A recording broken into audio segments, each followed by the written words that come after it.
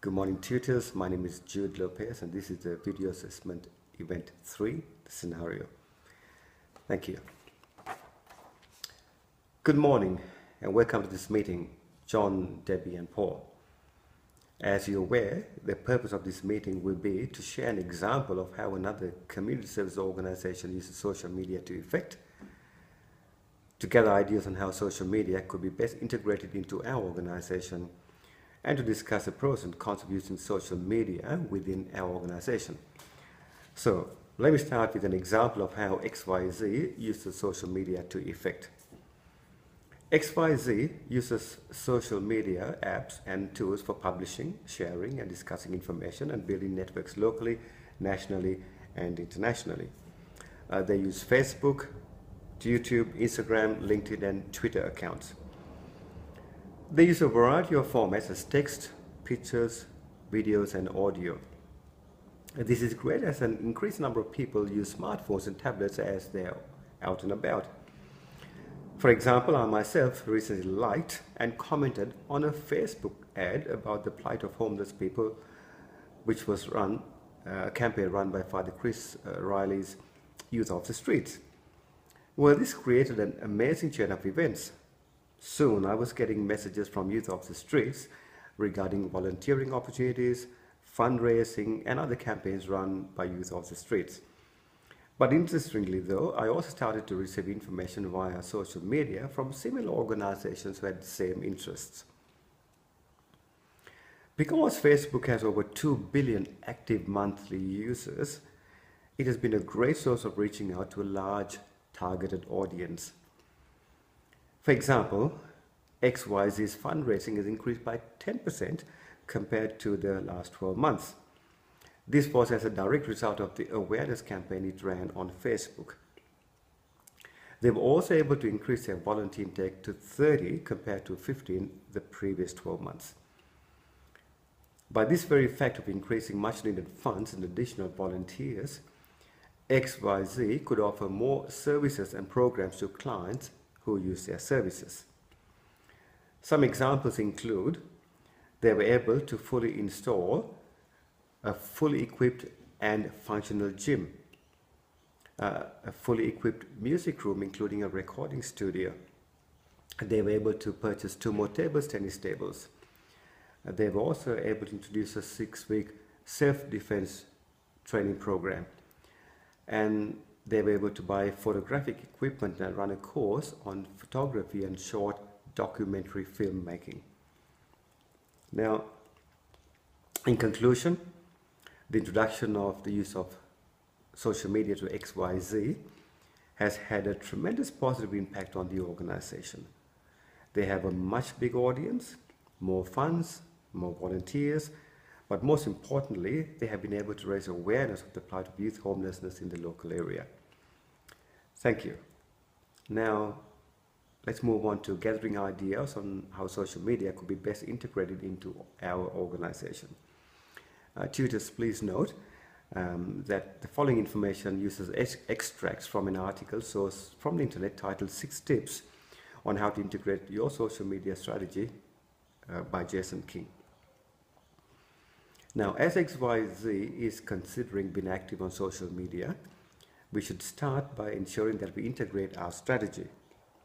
We should embed social media into wider organizational strategies, business functions, and processes.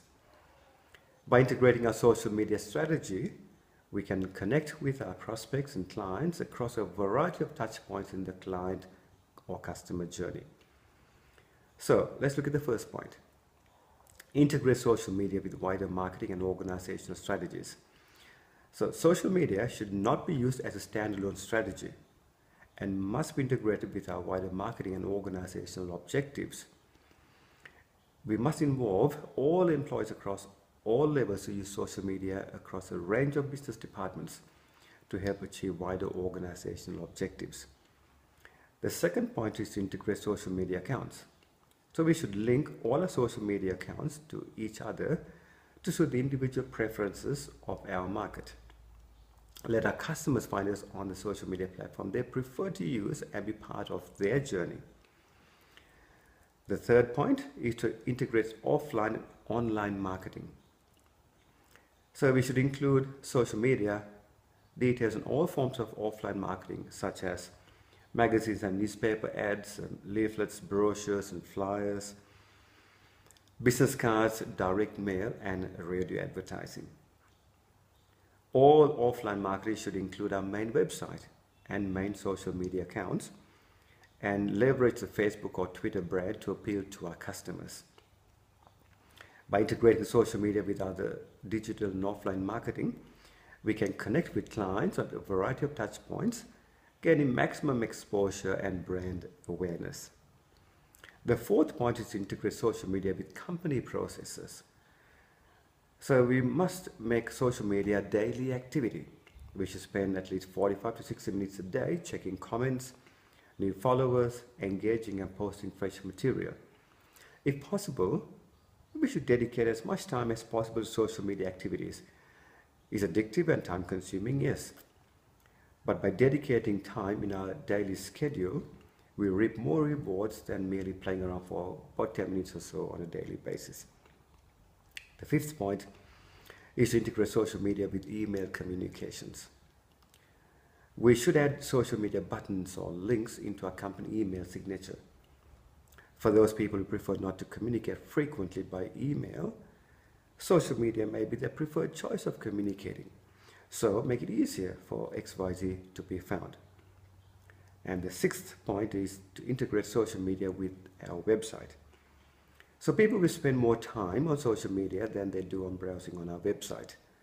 As such, we should include social media buttons and our widgets to make it easier for people to follow us. Also, it will be helpful to include a link to our website on every single social media platform which we have an account.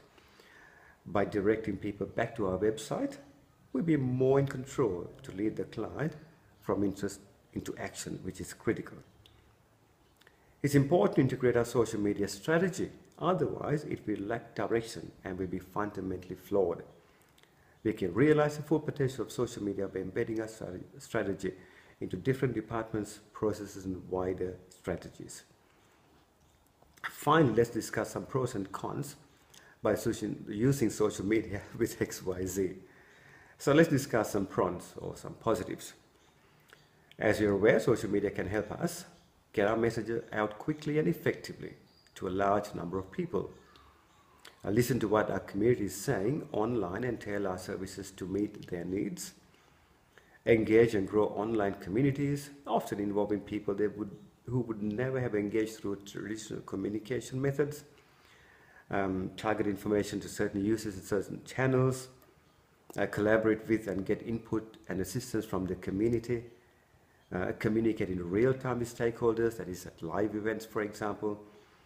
Share information more easily internally between staff, volunteers, and partners. And so by effectively using social media, we can raise our profile within the community, increase the number of participants in programs and events, raise more money, recruit and retain more volunteers.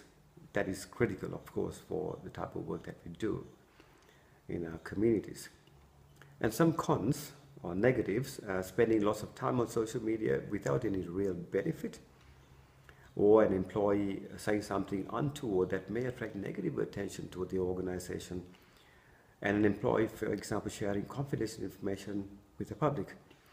However, I know by having good policies and guidelines in place and giving all social media users appropriate training, we can eliminate these negatives. Well, thank you for your attendance, and we'll get the minutes across to you this afternoon. And I will also schedule a meeting for about 2 weeks' time to run through this again and see how we can integrate this going forward. Thank you for your time. Thank you, tutors.